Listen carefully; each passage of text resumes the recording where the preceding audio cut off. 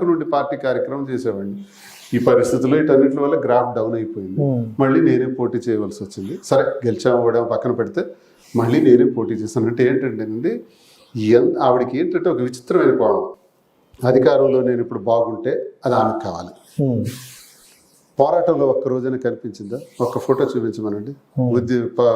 పోరాటం అనేది నరకం, కష్టం, బాధ, ఎండనక వాననక ప్రజలతో తిరగాలి, ఉండాలి. అది పడదు. నాకు టికెట్ వచ్చి గెలుస్తూ ఉంటే మాత్రం కావాలి.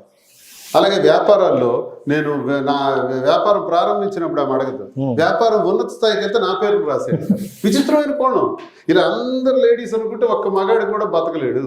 దువ్వాడ శ్రీనివాస్ దౌర్భాగ్యమైన పరిస్థితి ఇది. అందుకే 58 ఏళ్ల వయసులో కూడా ఈ పరిస్థితి దాపరించింది. మాధురి అనే అమ్మాయి హాయిగా ఇంట్లో ఉండాల్సింది. నాతో ఎందుకు ఆమెకి గొడవలు, ఇబ్బందులు, తలకాయ నొప్పులు అవసరమా? హాయిగా ఉండాల్సిన అమ్మాయి. ఆ అమ్మాయిని రాజకీయాల్లోకి లాగి మా కుటుంబమే నాశనం చేసాం. ఒంటరి అయిపోయి రోడ్డు మీద ఉన్న పరిస్థితులు, అత్తవారికి కన్నవారికి దూరం అయిపోయిన పరిస్థితులు. ఏం చేయాలి చెప్పండి? మీ హిట్ ఛానల్ ద్వారా చెప్పండి. వాణికి ఆస్తులని రాసిచ్చేసాను. 2 పిల్లల్ని గుండె మీద పెట్టి పెంచి పోషించి డాక్టర్లు చేశాను. ఒక పిల్లకి ఘనంగా పెళ్లి చేశాను. ఇంకో పాపను తనిఖీ చేయాలి. నా చాప్టర్ క్లోజ్. నా రాజకీయ జీవితం కూడా చాలా చూసేసాను. మీరు అన్నట్టు వాణి కూడా అయిపోయింది. టికెట్ కావాలంటే తెచ్చుకుంది. మాధురి పేరు పెట్టి బ్లాక్మెయిల్ చేసి, స్కేప్ గూడ్ చేసి, బలిపశువులు చేసి వాడుకుంది. అయిపోయింది. నేను వాడేసుకున్నాను. ఇప్పుడు ఈమె అనాథగా రోడ్డు మీద ఉంది. ఏం చేయాలా? ఓకే, నేను కుటుంబానికి అడ్జస్ట్ అయిపోయి ఉండాలా? ఈమెకి ఏదైనా పరిస్థితులు, ఈమె ఒంటరి అయిపోయి ఈమె జీవితం మా కుటుంబం వల్ల నాశనమైనందుకు వదిలేయాలా? ఇలా ఉండకూడదా? మరి 2 ఏళ్ళ నుంచి నాకే మాధురియే కదా నాకు భోజనం పెట్టింది. ఈ 2 ఏళ్ల నుంచి వాణి ఇంటికి తాళం వేసేసిన తర్వాత, టికెట్ వచ్చిన తర్వాత ఈ 2 ఏళ్ళలో తనే నాకు క్యారేజ్ పంపింది. తనే నా వాహనాల ఏర్పాట్లు, తనే నా క్యాడర్ ఏర్పాట్లు, ఎలక్షన్ ఏర్పాట్లు అని తనే దగ్గర నుండి చూసింది. అలా చూసింది. వాణికి, మాధురికి నాకు తిరుగుతున్నాం అన్నటువంటి విషయం టెక్కల ప్రజలకు తెలుసు. మరి అచ్చెన్నాయుడు ఒక మాట కూడా చెప్పాడు కదా, ఈ రాష్ట్రంలో అత్యున్నత మెజారిటీ నాదే, 70,000 దాటి రాసుకోండి అన్నాడు. అదే రాష్ట్ర పార్టీ అధ్యక్షుడిగా. ఇప్పుడు ఆయన మెజారిటీ ఎంత అండి? 30,000. ఏమండి, రాష్ట్రంలో అనామకులు, అడ్రస్ లేని వాళ్ళు నామినేషన్ ఇస్తే 60-70 మెజారిటీలు వచ్చాయి. ఈ వేవ్లో, కూటమి వేవ్లో మెజారిటీలు అలా వచ్చాయి. మరి రాష్ట్ర పార్టీ అధ్యక్షుడికి ఎందుకు నా మీద రాలేదు? ఈ జిల్లాలోనే చాలా మందికి 50,000, 40,000 ఓట్లు వచ్చాయి మెజారిటీలు. మరి ఎందుకు అచ్చెన్నాయుడు 30,000 ఉండిపోయాడు? మరి దువ్వాడ శ్రీనివాస్కి ఎందుకు 73,000 ఓట్లు వచ్చాయి? ఈ చరిత్ర తెలుసు కదా. వాణి దుష్ప్రచారం చేసింది కదా, వాణి తెలుగుదేశానికి చేసింది కదా, వాణి అచ్చెన్నాయుడికి చేసింది. ఇన్ని చేసినా మాకెందుకు ఇంత వేశారు? ప్రజల్లో మాకు గౌరవం ఉంది కాబట్టే. ఇన్ని తెలిసినా, 2 ఏళ్ల నుంచి ఈ విషయం తెలిసినా. పొలిటికల్గా వెళ్ళారు కాబట్టి నా క్వశ్చన్ ఒకటి, పొలిటికల్గా నేను లాగను, కానీ ఒక క్వశ్చన్ ఉంటుంది. సో జగన్మోహన్ రెడ్డి గారు ఇలాంటి పరాజయం ఎదుర్కొంటారని ఎవరు ఊహించలేదు. సో ఇలాంటి పరాజయం రావడానికి కారణం ఏంటనుకుంటారు సార్? నాకు తెలిసి నా 25 సంవత్సరాల రాజకీయంలో రాష్ట్ర ప్రభుత్వాలను చూసాం, కేంద్ర ప్రభుత్వాలను చూసాం, సామాన్య కార్యకర్త నుంచి ఈ స్థాయికి వచ్చాం. జగన్మోహన్ రెడ్డి లాంటి దూరదృష్టి కలిగినటువంటి, వ్యవస్థల్ని మార్చాలని మొదటి అడుగు వేసినటువంటి వ్యక్తి ఈ ప్రపంచంలో చూడం. మీకు ఇది అతిశయక్తనొచ్చు. ఈ దేశంలో ఇన్ఫర్మేషన్ అండ్ టెక్నాలజీకి సృష్టికర్తలు చంద్రబాబు నాయుడు నేనని చెప్పుకుంటాడు, ఇంకోటి చెప్పుకుంటాడు. But the root cause is Rajiv Gandhi. హైదరాబాద్లో ఐటీ సెక్టర్ డెవలప్ అవ్వడానికి కారణం రాజీవ్ గాంధీ. ఇండియాలో సెల్ ఫోన్స్, ఎస్టీడీ బూత్స్ రావడానికి కారణం రాజీవ్ గాంధీ. చరిత్రలో ఎవడో ఒకడు ఉంటాడు సార్, ఆయనే అంకురార్పణ చేస్తాడు sir. Is the main person for all this information and technology. చెప్పుకుంటాం మనందరం మేమే చేసామని, అది వేరు. అలాగే వ్యవస్థలు, ఒక పెన్షన్ కావాలన్నా, ఇల్లు కావాలన్నా, రేషన్ కార్డు కావాలన్నా, ఆధార్ కార్డు కావాలన్నా, క్యాస్ట్ సర్టిఫికేట్ కావాలన్నా, ఇన్కమ్ సర్టిఫికేట్ కావాలన్నా, డెత్ సర్టిఫికేట్ కావాలన్నా, బర్త్ సర్టిఫికేట్ కావాలన్నా, తహసీల్దార్ ఆఫీసులు, ఎంపీడీ ఆఫీసులకు వెళ్ళే దౌర్భాగ్యమైన పరిస్థితి ఈ దేశంలో. మహాత్మా గాంధీ గారు చెప్పారు, గ్రామ సచివాలయాలు రావాలి, గ్రామ సచివాలయాలే పట్టుగొమ్మలు అన్నారు. ఎవడైనా ఆచరించాడా? మొట్టమొదటిసారిగా భారతదేశంలో సచివాలయ వ్యవస్థని ఇంట్రడ్యూస్ చేసినటువంటి ఘనపాటి. సచివాలయం అంటే అర్థం ఏంటి? ప్రధానమంత్రితో ఉండే అధికార యంత్రాంగానికి సచివాలయం అంటాం. అలాగే ముఖ్యమంత్రి గారితో ఉండే అధికార యంత్రాంగానికి ఆఫీస్ని సచివాలయం అంటాం. మరి ఇదేంటిది? గ్రామ సచివాలయం. 50 ఏళ్లకు వాలంటీర్, 540 రకాల సేవలు అందిస్తాడు వాలంటీర్. అలాగే ఆ వాలంటీర్కి అనుసంధానంగా ఒక 18, 20, 23 మందితో ఒక సచివాలయ వ్యవస్థ, secretary, VRO, district assistant, welfare assistant, engineering assistant, ఇలాగా అందరితో కలిపి పోలీస్, విలేజ్ పోలీస్ అందరినీ పెట్టి ఒక సచివాలయ వ్యవస్థ పెట్టి, అక్కడి నుంచి రైతు భరోసా కేంద్రం పెట్టి, అక్కడి నుంచి ఆరోగ్య కేంద్రం పెట్టి, ఏంటి ఇదంతా అన్ని పెట్టి విప్లవం ఎందుకు అలా పరాజయం అయ్యారు? అవుతాయి. అది ఎందుకు? జయాపజయాలు అయిపోయిన తర్వాత సార్, ఎందుకంటే మనం ఏదైనా ఒక రోజు ఒక స్పోర్ట్స్ తీసుకున్నాం, మ్యాచ్ ఆడే ముందు మనం చాలా వార్మప్లు చేస్తాం, చాలా ప్లాన్లు చేస్తాం, ఓడిపోయిన తర్వాత కూర్చొని ఆలోచిస్తారు మనం ఎక్కడ ఓడిపోయాం, ఎందుకు ఓడిపోయాం. సో ఇది ఇలాంటి పరాజయం జరిగిన తర్వాత ఏమైనా మీ వరకు వచ్చిందా, మనం ఎక్కడ సార్ జయాపజయాలు దైవాదినాలు సార్. గెలిచిన ఓడిన కాంగ్రెస్ పార్టీ దేశంలో నేటికి 20 సంవత్సరాలు లేకపోయినా రాజీవ్ గాంధీ గురించి నేను చెప్తున్నాను, అతని కారణం. అలాగే చరిత్రలో జగన్మోహన్ రెడ్డి ఈ చరిత్ర సృష్టించడానికి కారకుడని చెప్పుకుంటాం, ఆ రోజు వస్తుంది. అయితే ఓడిపోయాం, దానికి ఏముంది, ఓడిపోతాం, గెలుస్తాం, రకరకాలు ఉంటాయి. మోసగాడైన చంద్రబాబు నాయుడు గెలిచాడు 7, సూపర్ 6, సూపర్ 7 అనే మోసగాడు చంద్రబాబు నాయుడు గెలిచాడు. కూటమి ద్వారా ఓట్లు సంపాదించుకొని ఏదో గెలిచేస్తున్నారు. ఇందులో రహస్యమే ఉంది. ఇప్పుడు ఒక్కసారి ప్రజల దగ్గరికి మీరు వెళ్ళండి, మైక్ పట్టుకొని, ప్రతి ఒక్క పేదవాడి అకౌంట్లో కూడా ఈ పాటికి 50-60 వేలు పడి ఉండేది. జగన్మోహన్ రెడ్డి లేకపోవడం వల్ల ఈ కుడి చేయి తీసేసినట్టు అయిపోయింది పేదడికి. మీకు తెలుసా, 24% స్కూళ్లలో చదువుతున్నటువంటి విద్యార్థులు బయటకు వెళ్ళిపోయినారు. ఎందుకో తెలుసా, అమ్మఒడి, మరి లేదు గవర్నమెంట్ స్కూల్స్, అమ్మఒడి, రైతు భరోసా, చేయూత, జగనన్న విద్యాదీవెన, జగనన్న వసతి దీవెన, ఇవన్నీ రావటం వల్ల తల్లిదండ్రికి ఒక భరోసా అన్న ఒక రూల్ పెట్టాడు. మీ బిడ్డకి 75% ఉంటేనే అటెండెన్స్ నేను డబ్బులు ఇస్తాను అమ్మఒడి అన్నాడు. చచ్చినట్టు తల్లిదండ్రులు పిల్లలకు అంటే బిడ్డని చదివించడానికి ఒక రకంగా లంచమే అనుకోవచ్చేమో, అలా ఇస్తేనే ఆ బిడ్డని చదివించారు వాళ్ళు. ఎందుకు తెలుసా, వాళ్ళ ఆర్థిక పరిస్థితి. ఆ బిడ్డకు కూడా తీసుకెళ్లి కూలి పనిలో పెట్టుకుంటే మాకు ఒక 200 వస్తుందని ఆలోచించే తల్లిదండ్రులు, పేదరికం. కానీ నేనున్నాను, నీకు ఇన్ని రకాలుగా డబ్బులు ఏర్పాటు చేస్తాను, నేను బిడ్డని చదివించనే యుగ పురుషుడు పుడతాడా, ఈ జన్మలో పుడతాడా, అతనే జగన్మోహన్ రెడ్డి. కాబట్టి ఇన్ని చేశాడు కాబట్టి ఆ తల్లి చదివించింది. ఇప్పుడు మహానుభావుడు చంద్రబాబు నాయుడు దయ వల్ల, ఈ కూటమి ప్రభుత్వం దరిద్రం వల్ల ఆ రైతు భరోసా కేంద్రాలు పోయినాయి, సచివాలయాలు పోయినాయి, వాలంటీర్స్ పోయినాయి, ఆరోగ్య కేంద్రాలు పోయినాయి, ఆఖరికి స్కూళ్ళల్లో చదివించుకునే పసిపిల్లలను కూడా మరి చదివించం, కూలి పనులకు తీసుకుని పోతామని 24% డ్రాప్ అవుట్స్ ఈ మధ్య అయ్యేది. అది వీళ్ళ చరిత్ర సార్. ప్రజలే తిడతారు సార్, మేమెందుకు అనాలి, మాది ఎప్పుడు తప్పు కాదు. జగన్మోహన్ రెడ్డి గారి అడ్మినిస్ట్రేషన్లో తప్పు లేనే లేదు, అది ప్రజలే చెబుతారు. ఇప్పుడు స్టార్ట్ చేశారు, ప్రజలే చెప్పడం మొదలు పెట్టారు.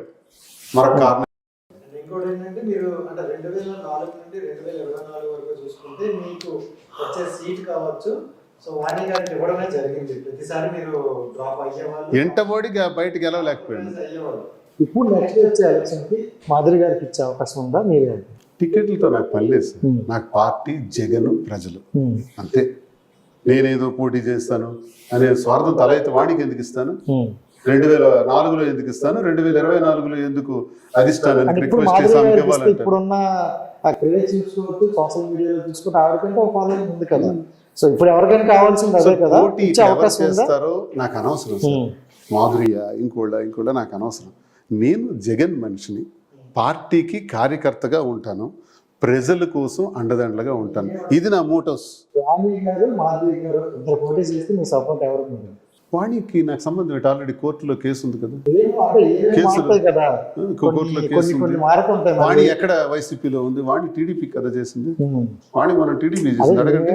వాణి టీడీపీకి చేసి మళ్ళీ వైసీపీలో టికెట్ అడుగుతుంది ఏంటి? మనం చూసుకుంటే టీడీపీకి పోటీ చేస్తే చేసుకోండి, నాకేం సంబంధం. కాంగ్రెస్ చేశారు, కొన్ని కారణాల వల్ల మళ్ళీ దీంట్లోకి వచ్చారు. చాలా మంది చూసుకున్నాం, అలా చూసుకుని చాలా వరకు ఉన్నారు. తన్మయ సీతారాం గారు కావచ్చు,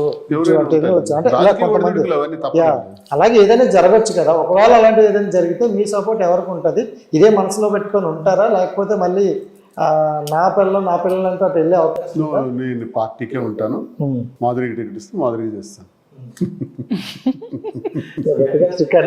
అంతే, పార్టీ ముఖ్యం సార్. పార్టీ తల్లి లాంటిది. సీరియస్ టాపిక్ అయిపోయింది. సోషల్ మీడియాలో చూసుకుంటే ఎక్కువగా డాన్సరా, సింగరా అన్ని ఒక్కసారి చూపించేస్తారు అందరికి. Bharatanatyam, classical dance. అలాగే క్లాసికల్ సింగర్ రెండు. క్లాసికల్ సింగర్ ఒక సాంగ్ అయితే బాగా వైరల్ అవుతుంది. కరిగిపోయాను ఒకసారి పాడదాం. ఎన్నిసార్లు అన్ని కావాలి మా ఛానల్ కోసం మాకు కావాలి కదా. ఇప్పటికి చాలా ఛానల్స్ లో ఈ కరిగిపోయాను కర్పూర్ వేన్లా అని వేసేస్తున్నారు. ఇంక చాలండి మరి వద్దండి. ఏం చెప్ ఇప్పటికి చాలా ఎన్నిసార్లు అండి ఆ పాట పాడిస్తారు. మర్చిపోయాం మొన్న హైదరాబాద్ రెస్టారెంట్ కి వెళ్ళి కూర్చుంటే రెస్టారెంట్ తోడు కరిగిపోయాను కర్పూర్ వేన్లా అని సాంగ్ ప్లే చేశాడు. అంటే మిమ్మల్ని బాగా ఫాలో అవుతారు అయితే. చాలా బాగా ఫాలో సింగర్ కన్నా మంచి భరతనాట్యం అది తెలుసు, చూసాను. అది ఒరిజినల్ ఫ్యాక్ట్. భరతనాట్యం బాగా చేస్తారు. చాలా మంది విద్యార్థులు కుస్తీగా నేర్పించింది. కరిగిపోయాను కర్పూర వేనలా కలిసిపోయాను నీ వంశధారలా. సో ఈ సాంగ్ ఎక్కువ కనెక్ట్ అయ్యారు కదా చాలా మంది. నేను అప్పుడే కనెక్ట్ అయ్యి అందుకని ఇక్కడ నవ్వుతారు. సో అంటే మీ గురించి మీతో ట్రావెల్ అయ్యారు కాబట్టి ఆవిడ చెప్పారు మీలో నచ్చిన క్వాలిటీస్. మీరేంటంటే ఒక కార్యకర్తలో పర్టికులర్గా చూడరు. ఎందుకంటే ఇప్పుడు ఒక పని మీద వెళ్తున్నప్పుడు అందరు కార్యకర్తలు వస్తారు, ఆ పని ఏంటి ఆ టార్గెట్ ఏంటి చూసుకొని వస్తారు. మీరు మాధురి గారిలో నచ్చిన క్వాలిటీ ఏంటి, మీరు ఎక్కడ కనెక్ట్ అయ్యారు? ఇంటి గడపలో అడుగు పెట్టిన దగ్గర నుంచే టార్చర్. పనివాళ్ళు వండే వంట డైనింగ్ టేబుల్ మీద ఉంటే వెళ్ళి తిందామంటే కూడా ఆ టార్చర్కి ఒక్కొక్కసారి తినలేని పరిస్థితి. వాణి టార్చర్కి పనివాళ్ళు వండితేనే తినే అలవాటు. ఇన్నున్నా సరే, ఇంత వ్యాపారాలు, ఇంత డబ్బులు, ఇంత హోదా, ఇంత స్థితి ఉన్నా సరే ఇంట్లో ఎప్పుడు సుఖం లేదు, మనశ్శాంతి లేదు. ఇంట గెలిచి రచ్చ గెలవాలంటారు కదా, ఇంట వెళ్ళి ఓడిపోయాను కాబట్టి బయట గెలవలేకపోయాను అన్నది కూడా నేను అర్థం చేసుకుంటాను. నువ్వు ఎలా గెలుస్తావో చూస్తానని కూడా వాణి పిఆర్పీలోనే నాకు వార్నింగ్ ఇచ్చింది ఆ ఎన్నికలో.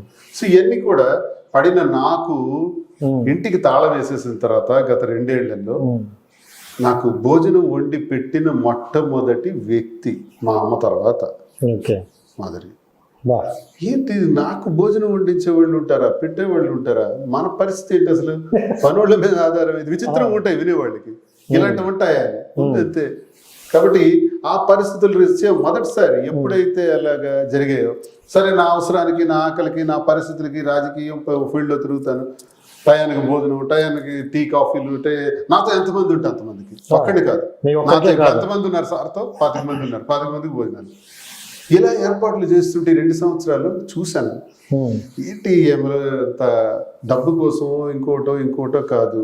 అప్పటికి నాకు టికెట్ తీసేశారు, వాణికి టికెట్ పోయింది, ఇవన్నీ గొడవలు ఉన్నాయి. ఇంకేముంది నా దగ్గర, ఎందుకు నాకు ఈవిడ చేస్తున్నారు? ఈవిడ పరిస్థితి చూస్తే చాలా దారుణంగా వంటను చేసి మా కుటుంబం వల్లే పోయింది. అయినా పాపం ఇన్ని బాధలు పడుతున్నారా? నాకేముంది అసలు టికెట్ ఇస్తారని నాకు తెలియదు కదా. ఇన్ని బాధల్లో ఇవన్నీ చూసిన తర్వాత కొంచెం కష్టాల్లో ఉన్న నేను, కుటుంబానికి దూరమైన నేను, ప్రేమ ఆప్యాయతలు కరువైన నేను మానసికంగా దగ్గరయ్యాను. ఆ రీజన్సే ఆమెకు దగ్గర అవ్వడానికి నాకు ప్రధానమైన కారణం. ఎవరో ట్రోల్స్లోను ముసలోడికి దసరా పండుగ ఇంకేవో చెప్తే అది వాళ్ళ ఇష్టం చెప్పుకొని, కానీ నేను దగ్గర అవ్వడానికి కారణం అది. నేను దగ్గర అవ్వడం పెద్ద గొప్ప విశేషం అంటే కాదు, ఆమె నాకు సేవ చేయటం గొప్ప విశేషం. అంటే ఇప్పుడు ఇంకా 2 years అయితే 60 సంవత్సరాలు అనుకోవచ్చు. ఈ 60 సంవత్సరాలు మీ ఫిట్నెస్, మీ ఆరోగ్యం మీరు చూసుకున్నారు ఇప్పటి వరకు వచ్చు. మిగతా 40 సంవత్సరాలు ఆవిడ యొక్క చేతి వంటతో లాగించేస్తాం అనుకుంటారా? మరి అదే అదృష్టం కింద భావిస్తుంది. చాలా బాగుంటుంది కదా, ఎందుకంటే స్పెషల్ కోడి వస్తాయి. ఇప్పటికీ ఆమె వడ్డించి ఆమె పెట్టేటప్పుడు నేనే వేసుకుంటుంటాను, మళ్ళీ వచ్చి తన మధ్యలో వేస్తాను. నాకు అలవాటు లేదు కదా వడ్డించడం అనేది. ఇప్పుడు వడ్డిస్తే తినటం అలవాటు పడుతుంది. అంటే చూసుకుంటే చాలా అదృష్టం సార్ నిజంగా. అంటే బయట ఎలా ఉంది ఏంటనేది మనం పట్టించుకోకూడదు. ఎందుకంటే మనం పాజిటివ్కి వెళ్ళినా నెగిటివ్ వెళ్ళినా వాళ్ళు అనాలి. దయచేసి నేను మీ ద్వారా తెలియజేసేది, దయచేసి రాంగ్ యాంగిల్లో ఆలోచించకండి. నాకు ఒక రాజకీయ జీవితం అంటూ ఉంది, త్వరలో అది నేను ప్రారంభించాలి. అది ఏ పార్టీయా ఏంటి అన్నది అనవసరం. ప్రజలకు సంబంధించి ప్రజలతో అండదండలుగా ఉండి పనిచేయవలసినటువంటి బాధ్యత నాకు ఉంది. నన్ను ఆ ట్రాక్లోకి తీసుకెళ్లే పరిస్థితుల్లో మీరు సహకరించండి, విమర్శించండి, చేయండి, తప్పేం లేదు. అంతేగాని ఎదుర్కోండి. రండి, రేపటి నుంచే జన సైనికులు అంటారు, నువ్వు కారుతో పెడితే తగలబెట్టేస్తాం, చంపేస్తాం, నరికేస్తాం, కొట్టేస్తాం. చంపేస్తే అందరూ చచ్చిపోతాం, నరికేస్తే 1 నిమిషం, కారుతో తగలబెట్టేస్తే అరగంట. దెన్ తర్వాత ఆ పరిణామాల్ని ఎదుర్కోగలరా? ఆ తీవ్ర పరిణామాలు ఎలా ఉంటాయి? తర్వాత దువ్వాడ శ్రీనివాస్ నడి రోడ్డు మీద చంపేస్తే తర్వాత మీ జీవితాలు ఎలా మారిపోతున్నాయి ఆలోచించుకోండి. కాబట్టి దయచేసి అలాంటి మాటలకు వెళ్లకుండా రాజకీయంగా మీరు నన్ను ఎదుర్కోండి. కూటమి ప్రభుత్వానికి చెబుతున్నా, కూటమి పార్టీల తాలూకా అభిమానులకు కూడా చెబుతున్నా, రాజకీయంగా యు కమ్ ఫేస్ మీ. నేను కూడా మీకు వదలను. చేసే ప్రతి తప్పుని, ప్రభుత్వం తాలూకా ప్రతి పనిని ఎండగడతాను, ప్రజా గొంతై మాట్లాడతాను, చాలా ఫెరోషియస్గా ఉంటాను. రండి ఎదుర్కొందాం. అంతేగాని దువ్వాడ సీనేమో మాదిరితో ఉన్నారు ఏంటే నీచమైన మాటలకి ఎందుకు ఈ దిక్కుమాలిన ఆలోచనలు చెప్పండి. అది ట్రోల్స్ చేసుకోవడం, మీమ్స్ చేసుకోవడం ఏమొస్తుంది? ఎస్ మేము ఉన్నామయ్యా. ఎవడైతే విమర్శించాడో, ట్రోల్స్ చేశాడో వాడు కూడా దయచేసి దమ్ముంటే షట్టిప్ వస్తే వాడి మచ్చలు నేను చూస్తా, వాడి మచ్చలు నేను చెప్తాను. ఎందుగా మాట్లాడతారు? ఎవడికి ఎన్ని మచ్చలు ఉండాలో ఉన్నాయి, అందరికీ అన్నీ తెలుసు. నోరు మూసుకొని ఆ విమర్శకులు అందరూ కూడా మీ పని మీరు చేయండి. లేదు, అందరికీ మచ్చలు ఉంటాయి. రహస్యంగా దాచేస్తారు, రహస్యంగా దాచేస్తారు. నేను బయటికి చెప్పాను, నాకున్నది అదే. చెప్పారా? చెప్పాల్సి వచ్చింది. మేము చెప్పారు. ఏమి మాధురి ఎవరో తెలియదు నేను చెప్పొచ్చు కదా. నేను చెప్పొచ్చు కదా, ప్రెస్ మీట్ పెట్టి శ్రీనివాస్ గారు ఎవరో తెలియదు, నేను ఒక జస్ట్ కార్యకర్తనే అని. మీరు రారు కదా, మరి రారు కదా. చెప్తాం. దమ్ము ఉంటే మాలాగా తప్పు చేస్తే చెప్పగలడా ఎవడైనా? చెప్పనండి. ఆడు చక్కా విప్పినట్టు. చొక్కా విప్పడం అంటే అర్థం ఇది. నేను చొక్కా విప్పి వాస్తవాలు చెప్పాను, మీరు చొక్కా విప్పండి. ఇంకోటి ఏంటంటే, అంటే పెళ్లి అనే వివాహం వేరు, ఆ బంధం వేరు. అంతవరకు ఎంత లివింగ్ లో ఉన్నా దాని లివింగ్ అక్రమ సంబంధం అంటారు. బట్ మీరు మరి ఎప్పుడు పెళ్లి చేసుకుంటారు? ఏంటి ఆ పెళ్లికి జగన్మోహన్ రెడ్డి గారు వచ్చే అవకాశం ఉందా? సమాజం నచ్చిన నచ్చకపోయినా వీఆర్ ఫ్రెండ్స్. ఇక్కడ ఉంటున్నాం, పార్టీ కార్యక్రమాలు చేస్తాం, ముందుకు వెళ్తాం, అన్ని ఏం చేయాలనేది మేము చేసుకుని వెళ్తుంటాం. గత చరిత్ర ఎలా జరిగిందో ఇంకా జాగ్రత్తగా ప్రజల్లో కష్టపడి పని చేసుకుంటాం. నాకు తెలిసిన 25 సంవత్సరాల జీవిత రాజకీయంలో నన్ను సున్నాకి తెచ్చిపెట్టింది వాణి. సున్నా నుంచి మళ్ళీ లేస్తాను, పడిన దగ్గర నుంచే లేస్తాను, పోయిన దగ్గరే మళ్ళీ సంపాదించుకుంటాను, ఇక్కడి నుంచే లేస్తాను. ఇందులో ఛాలెంజ్. అంటే సున్నాకి తీసుకొచ్చింది వాణి, సున్నా నుండి మళ్ళీ 100 తీసుకెళ్తుంది మాధవి గారు. భాగస్వామి బాధ్యత తీసుకుంటున్నారు కదా. మరి తన బాధ్యత తీసుకుంటే కదా నేను ఇవన్నీ చేయగలను, లేకపోతే నేను ఒక్కడిని చేయగలను, చేయలేదు. సో అది నాకు అడ్వాంటేజ్ అంటున్నాను. అందుకే నేను అదృష్టవంతుడు అంటున్నాను. అయితే నేననేది ఏంటంటే, ఈ చేస్తున్న దానిలో మేము చేసిందంతా చెప్పేసినాం. ఇంక తిరిగితే మాధురి కారు దిగింది, లెఫ్ట్ సైడ్ నుంచి దువ్వాడ శ్రీనివాస్ దిగాడు, ఫోటో ఇప్పుడు తీసుకోండి, ఫోటోలు. దగ్గర నుంచి రాజకీయం గురించి మాట్లాడదాం, వ్యక్తిగతాన్ని పక్కన పెడదాం. మేము సేవ చేయాలనుకుంటున్నాం, మేము సేవకులమే. ప్రజలు ఏదైనా కష్టం ఉంటే చెప్పండి, సంతోషంగా రండి, మాట్లాడదాం. మాకు తోచింది మేము చేస్తాం. ఏంటో పెళ్ళి అన్నది కోర్టులో ఉంది కాబట్టి వ్యవహారం. ఆమె కూడా ఇంకా లీగల్గా అప్రోచెస్ ఉన్నాయి వాళ్ళ హస్బెండ్తో, నావి కూడా కోర్టులో ఉన్నాయి. ఆ వివాదం తేలకముందు అది మాట్లాడడం చట్టపరంగా నేరం, అది నేను చేయకూడదు. అది అయిన తర్వాత మీ అందరికీ చెప్పే ఏదో ఒకటి చేస్తున్నాను.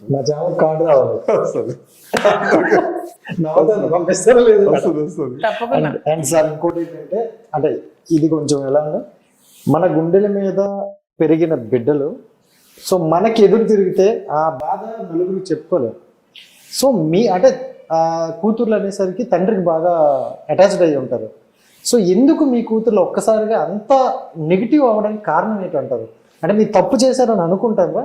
లేదు, ఏం తప్పు చేశాను? అంతర్జాతీయ నేరాలు ఏమైనా చేశానా? హత్యలు ఏమైనా చేశానా? మానభంగాలు చేశానా? ఎవరు ఆస్తులైనా దోపిడీ చేశానా? వాళ్ళకి అగౌరవపరిచే పని ఏదైనా చేశానా? చెప్పాలి కదా. ఏం చేశాను? మీకు గుండెల మీద పెట్టి పెంచి పోషించి డాక్టర్స్ని చేశాను. ఒక పాపకు ఘనంగా మ్యారేజ్ చేశాను, ఇంకో పాపకి చేయాలి. ఈ పరంపరలో నా రాజకీయ జీవితంలో అమ్మకి నాన్నకి మధ్య చిన్న డిస్టర్బెన్స్ వచ్చింది. ఆ డిస్టర్బెన్స్ అమ్మాయినా ఒకటే నాన్నైనా ఒకటే తల్లి పిల్లలు సాధారణంగా అనుకుంటారు. అలాగే అంతవరకే ఉండాల్సింది. అనవసరంగా ఆ పిల్లల్ని, నేను ఇప్పటికీ మంచి పిల్లలు, ఆ పిల్లల్ని పాడు చేసింది, వాళ్ళ జీవితాలను కూడా నాశనం చేసింది వాణి ఒక దుర్మార్గురాలు, ఒక నీచురాలు. తన కోరిక కోసం, తన ఆలోచన కోసం భర్తను నాశనం చేసింది, రాజకీయాన్ని నాశనం. మాకు నమ్మి మాకు స్థానం ఇచ్చినటువంటి జగన్మోహన్ రెడ్డి గారి మనసుకు బాధ పెట్టింది. తన స్వార్థం కోసం పిల్లల్ని నాశనం చేసింది. పిల్లలకి నాన్నమ్మ అని పిలవనివ్వదు, వాళ్ళమ్మ అనిపిస్తుంది. పిల్లలకి చిన్నాన్న అని మా తమ్ముళ్ళని అనిపించదు, వాళ్ళ తమ్ముళ్ళు అనిపిస్తుంది. ఎందుకంటే తంది అదే భాష. వాళ్ళ మీ అమ్మ మీ తమ్ముళ్ళు, వాళ్ళమ్మ వాళ్ళ తమ్ముళ్ళు, అత్త అనందు. ఇది దుర్మార్గం, మరిది అనందు. ఆవిడ కోణాలు పిల్లల్లో కూడా మగాడు ఇంట్లో ఉంటాడండి, తండ్రికి పరిచయం చేసేది ఎవరండి భూమి మీద? తల్లే కదా. ఫస్ట్ తల్లి పరిచయం, నాన్న, తాత, అమ్మమ్మ, నాన్నమ్మ అని తల్లి పరిచయం చేస్తేనే తండ్రి ఎవరో తెలుస్తుంది, చుట్టాలు ఎవరు, బంధువులు ఎవరు, స్నేహితులు ఎవరు తెలుస్తుంది పిల్లలకి. మరి పిల్లలు ఇలా మాట్లాడారంటే కారణం ఎవరు? 100% వాడిని పిల్లలు కాదు. నా పిల్లలు మంచివాడు, ఎప్పుడు మంచివాడు. అదే నేను తప్పుకొని తీసుకోను, నా బాధ్యతలు నేను నెరవేరుస్తాను. పిల్లలు 5 పిల్లలకి మీరు బాధ్యత. మాధురికి నా 2 పిల్లలతో పాటు మాధురికి 5 పిల్లలు. ఎస్, మాకు 5. మేమిద్దరం 5 ఆడపిల్లల్ని బాధ్యతగా చూసుకుంటారు. 100% నా పిల్లలుగా నేను చూసుకుంటాను. వాళ్ళకి ప్రయోజకులు చేయాలి, మా వాళ్ళు నష్టపోకూడదు. అదొకటి మీకు తెలియజేస్తున్నాను. మేమిద్దరం తీసుకున్న నిర్ణయం వల్ల, వాణి వల్ల, తిను వల్ల, నా వల్ల ఏదో మొత్తానికి మా కుటుంబం రోడ్డుని పడ్డారు. ఈ పడిన దానివల్ల ముందు నష్టం జరగకూడదు పిల్లలకి. ఫస్ట్ మా కాన్సన్ట్రేషను, మా తాలూకా సెక్యూరిటీ, ఆ స్థాయి గౌరవం ఇవ్వాల్సింది పిల్లలకి. పిల్లలు ఎంతమంది? 5 పిల్లలకి మేము చూస్తాం. 2 సమాజానికి, 2 స్నేహితులు, 3 స్నేహితులకి, పార్టీకి ఇబ్బందులు రాకుండా జాగ్రత్తగా మేము ముందుకెళ్తాం. ఎక్కడ నష్టం రాకుండా. ఇది మా వ్యక్తిగత జీవితం. మమ్మల్ని వ్యక్తిగతంగా విడిచిపెట్టేసి మిగతా రకాలుగా అందరం మాట్లాడుకుందాం. మా వల్ల వాణికి ఏ లోటు లేదు. బ్రహ్మాండంగా ఆస్తులతోని మంచి బంగ్లాలు, ఇప్పుడు వెళ్ళి మీ కెమెరా పట్టుకొని చూడండి, ఇంద్రభవనంలో ఉంటుంది బిల్డింగ్. 6 కోట్లతో కట్టాను. అక్కడ హాయిగా తనుంది, ఆస్తి రాసేసాను. తనకి ఏ లోటు లేదు, పిల్లలకు ఏ లోటు లేదు. ఇంకేమైనా ఉంటే ఈమె పిల్లలు చిన్నపిల్లలు, ఇంక ఈ పిల్లల్ని పెంచాలి, ఒక స్థాయికి తీసుకురావాలి. లోటు లేదు, ఆర్థికంగా లోటు లేదు, ఆర్థికంగా లోటు లేదు. వాళ్ళకి కూడా దృష్టి పెట్టి నా వల్ల, తన వల్ల వాళ్ళకి నష్టం జరగకుండా వాళ్ళకి జాగ్రత్తగా చూసుకోవాల్సిన బాధ్యత అవసరం మాకు. దువ్వాడ శ్రీనివాసరావు గారికి అమృత గడియలు స్టార్ట్ అయ్యాయా అనుకుంటున్నాను. మంచి స్టార్ట్ అయింది, అంతే కదా, మంచి స్టార్ట్ అయింది. సమస్య ఇది వాణికి క్లియర్ అయిపోయింది. ఏంటంటే మధ్య నిన్ను గొడవండి. ఇప్పుడు మీరు 20-25 ఇయర్స్ ఏదనుకుంటారో ఆ సమస్యలు అన్నీ పోయి ఒక్కసారిగా మీరు ఓపెన్ అయిపోయారు. ఇక్కడ నుండి అయిపోయింది అని అనడం, అక్కడ నుండి ఇంకా మీకు మీ లైఫ్. వాణి తను పెట్టిన మెసేజ్ల ప్రకారం తన పేరు నాకు ఎత్తొద్దు అన్నది, హస్బెండ్ వైఫ్ అని చెప్పొద్దని చెప్పింది. నీకు 4 నెలల్లో నాంతు చూపిస్తాను అన్నది, నీకు విడాకులు ఇచ్చేస్తాను, సెటిల్మెంట్ చేసుకుంటానని చెప్పింది. ఈ బిల్డింగ్ నీకు నువ్వు కట్టుకుంటే కట్టుకో, మాకు సంబంధం లేదని చెప్పింది. ఇవన్నీ మెసేజ్లు ఉన్నాయి, కావాలంటే ఇస్తాను. ఇది ఎప్పుడు 23వ సంవత్సరం ఆగస్టు, గత ఏడాది పెట్టిన మెసేజ్. అప్పుడు మధ్యలో మరి అంతే కదా, ఆమె మెసేజ్లు మీరు చూసి మాట్లాడండి. ఇదంతా డ్రామా కావాలనే క్రియేట్ చేసింది. ఫైనల్గా అసలు అంటే లేడీస్ కంటే కొన్ని డ్రీమ్స్, కొన్ని ఆశలు, కొన్ని కోరికలు ఉంటాయి. సో మీ అంటే డ్రీమ్ ఏంటి, అసలు ఏంటి మీ గోల్? నా డ్రీమ్, నా కోరిక, నా ఆశ అన్నీ ఒకటే, శ్రీనివాస్ గారిని మినిస్టర్గా చూడాలనేది. ఓకే. సో శ్రీనివాస్ గారిని చూడాలంటానంటే మీరు వచ్చే అవకాశం లేదా? లేదు, శ్రీనివాస్ గారిని మాత్రమే చెప్పేస్తాను. 100% శ్రీనివాస్ గారిని మాత్రమే చూడాలి, అంతే. సో అయితే పెళ్ళి అనేది ఓకే కదా, అంతా clear. So thank you so much. And మళ్ళీ మీ అధినాయకుడు వైసీపీ రావాలి. మీరు అనుకునే కొన్ని మంచి కార్యక్రమాలు ఏమున్నాయో అవి ప్రజలకు చేయాలని మనస్ఫూర్తిగా కోరుకుంటున్నాం. Thank you so much. నమస్కారం. హిట్ టీవీ యాప్ ని డౌన్లోడ్ చేసుకోండి. ఇందులో short news, live news, entertainment movies అన్ని అవైలబుల్ గా ఉన్నాయి. Please download hit TV app. Hit TV app. Hit TV app ని ఫ్రీగా డౌన్లోడ్ చేసుకోండి.